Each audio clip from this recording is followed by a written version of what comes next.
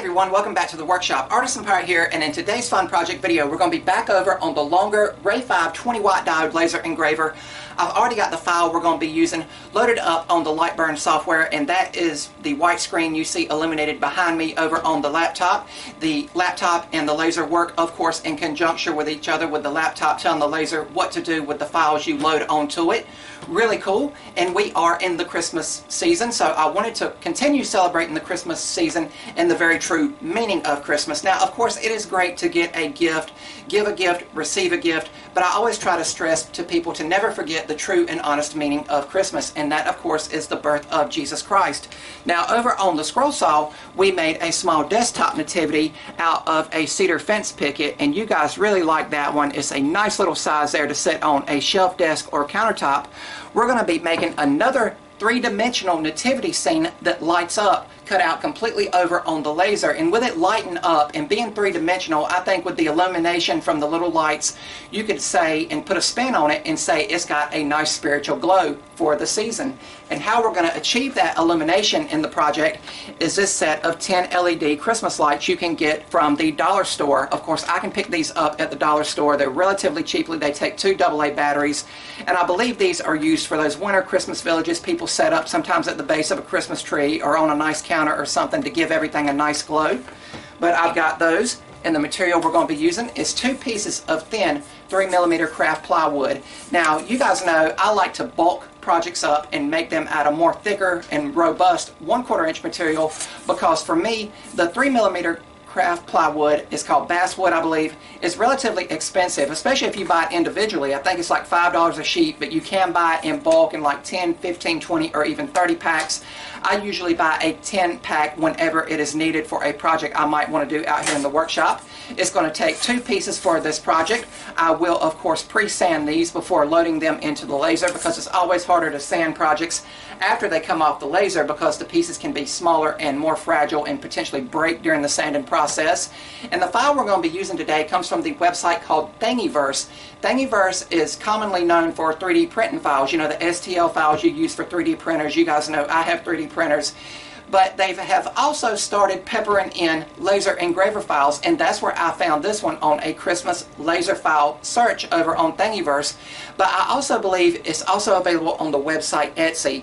If I can, I'll try to leave a link down in the description box below where the file can be found and purchased. But I think it's going to be a great project to celebrate the true meaning of Christmas. And since I need to get all of this pre-sanded, I already have my laser goggles on for when the laser is running. Only thing we need to do now is turn on the air filtration unit and get started.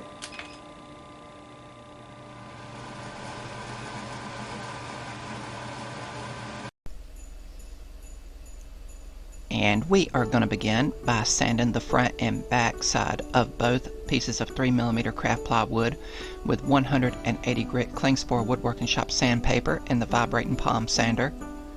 And once I clean them off, we'll be ready to step over to the Longer Ray5 20 watt diode laser and put our first piece of material in and lock it in place with some magnets on the honeycomb spool board. And I will frame the project out a couple times, making sure we are maximizing the material we are using. And I will turn the GoPro on and put it inside and zip up the enclosure and get started. And this is my view from the outside. This orange translucent material allows me to peer in and see how the laser is doing to make sure everything is going properly. But it's very difficult to see when filming, so that is why I put the GoPro inside for the footage like this. You can see that the laser is quickly and precisely cutting through the 3mm craft plywood with one pass, and obviously the footage is sped up. It took around 25 minutes to cut out this section of the parts. And you guys know whenever the laser gets done cutting out something, I like to leave it setting for around 5 minutes to make sure all of the smoke and the fumes have been extracted out of the workshop. But after they are, I will unzip the enclosure, turn the GoPro off, and collect our pieces. And I'll get all the small pieces here and discard them, and add another piece of the material in and lock it in place. And we will again frame it out a couple times, maximizing our material here. And we are ready to begin again. And this second pass here, it wasn't as many pieces. It took around 17 minutes to cut all of these pieces out. If you guys like what you're seeing, I would highly encourage you to subscribe to my channel and also follow me across all my social media feeds under the Artisan Pirate name. I'd really appreciate the support. And for those curious about the settings I am using for this 20-watt laser, I'm using a speed of 300, power of 89%, one pass with air assist on. And again, it's cutting through everything precisely and cleanly. But again, it doesn't take long to get everything cut out. And I never left the workshop. Of course, the laser being what it is, you never leave it running unattended. But again, after all of the fumes have been extracted, I will unzip the enclosure and collect these pieces. You can see how all the pieces fell out cleanly. And then I will take a count of all the pieces by spreading them out over on the table saw, so you guys can see how many pieces actually make up this creative Christmas design. But then I will move all the pieces over to the workbench so we can begin the assembly process. And this piece does have some simulated wood bending in it, and those pieces are very fragile, and I actually ended up breaking one of them, so I loaded more of that part of the file over on the laser, and it's cutting those out now while we are doing the assembly of the base here. And it is a simple tabbed and slotted design, a very straightforward assembly, and I'm using medium grade CA glue and activator. Here I am threading the LED lights through the hole for the base, and the battery pack will be hidden within the base. But after doing this, I will continue assembling the base here. Again, the CA glue basically cures instantly, but I still like to give it around 5 minutes to make sure that it is completely dry. But now I'll step back over to the laser and collect the extra pieces I had to make. And I ran off a few extra just in case from a scrap piece of the same material we used. But thankfully it went right in and didn't break. But now I can glue the actual top to the base in place.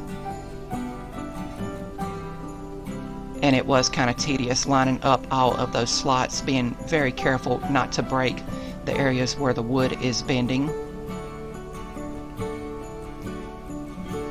But then we could begin the final assembly by gluing one of the archways in place, and this is where all of the lights will be glued in. And I will turn the lights on to glue them in place because I want to make sure that I am spacing them evenly for a symmetrical illuminated glow, if that makes any sense. And you can see that I have the hot glue gun on the workbench. I was going to glue the lights in place with that, but the CA glue worked wonderfully. But once I have all the lights glued in place, I will again step aside for around 5 minutes before coming back and gluing in the final pieces. Didn't take long to assemble, and when it dried, the project was complete.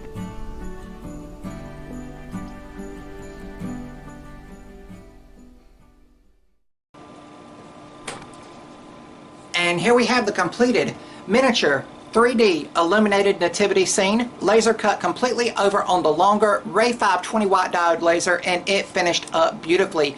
I want to once again give a thanks to the designer that designed the file that I downloaded off of the Thingiverse website. If I'm able to find the file again, I will try to leave a link to it down in the description box below this video to where you guys can go and download this file and try it for yourselves. If not, I'm pretty sure a file like this, if not this exact one, will be available on the Etsy website for $3 $3 or $4. That's US currency. Laser files are relatively cheaply. That's why I like getting them whenever they come up on sale. They usually do flash sales to where they drop them to like $1, maybe even less than $1. Again, US currency. But once you get the file, you can use them over and over and change them up if you want to and really rock and roll with them. But I'm really happy with how this project came out, and I feel that the illumination in it really gives a spiritual light to the meaning of the holiday season, which of course is the birth of Jesus Christ. Really neat. It took my laser, which again is a 20-watt laser, around 35 to 40 minutes to laser cut it completely from start to finish. We had to go in 2 passes, as you guys seen in the time-lapse portion. You've seen a majority of the laser cutting process because of the size of all of the pieces. Of course, if you have a laser bed that is big enough, as I said in the beginning, you might be able to cut everything out in one single go, and it might not take as long as it took me to cut everything out. But for what I'm doing out here in the workshop with the laser, the size of that laser bed is perfect for me and what I am doing. I see no need to go get the expansion pack to make the laser bed bigger, if that makes any sense. But everything here came out nice and crisp. You can easily tell what everything is. You have Mary and Joseph and baby Jesus in the middle of the piece. You have the palm trees and the star in the background. You have the people coming to visit the newborn king, and then you have the animals here to represent the stable yard and the nativity where he was born. And then one thing I added to the project at the bottom, at the base here, that wasn't in the file pack, this was just visual interpretation for me as an artist, I added this little sign here with the famous quote, "For unto us a child is born," made from more of the scrap 3mm plywood that I made this project out of, just to dress it up a bit and add a little bit more visual appeal. Not that it needs anything with everything that's going on. And one reason I was really keen to bring this project to life over on the laser is because it simulates wood bending. You can see there in the corner how that is achieved. The laser will laser cut a bunch of lines and it allows the wood to slightly bend. And when I originally went to assemble it, I broke a couple of the pieces and I had to step back over to the laser and make more pieces to where we could finish the project. You can see there's the broke piece, and you can see they are very fragile. That 3mm craft plywood that is basswood, I believe it's called. That is why I always opt to pre-sand pieces before loading them into the laser bed. I would of course probably broke everything had I tried to sand it after everything was laser cut. But I quickly stepped back over to the laser using more scrap material and offcuts to make some more pieces, and there you see how that wood bending technique is achieved over on the laser. I've got some extras there if I want to make this project again. Once you download a file for the laser, it's pretty much yours, you know, to make as many as you want to out in your garage or workshop.